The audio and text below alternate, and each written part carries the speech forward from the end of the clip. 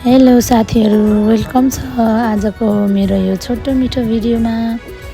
आज चाहिँ स्पेसल हाम्रो बाबा आमाको लागि अथवा हाम्रो फ्यामिलीको लागि नम्बरी दाइहरू अनि हाम्रो स्टोरीको भाइ बहिनीहरूले यो प्रोग्राम अर्गनाइज गरिदिनु भएकोमा म एकदम थ्याङ्क यू भन्न चाहन्छु।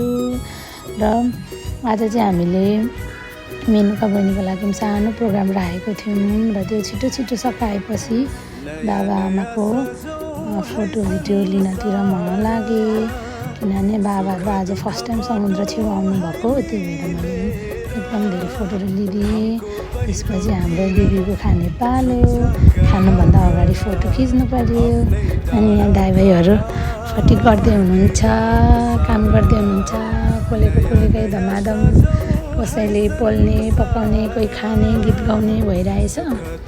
अनि यहाँ चाहिँ मेरो पुचीहरूको अघि नै जाँदाको भिडियोहरू मलाई मन परेर नि मैले नि एड गरेँ।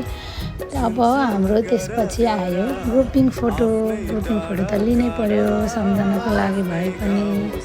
र अलिक बेरमा चाहिँ कस्तो पानी पर्न खोज्यो, त्यही भएर हामी सबै हटमा लुक्यौँ, तर धन्न थ्याङ्क गड पानी चाहिँ परेन।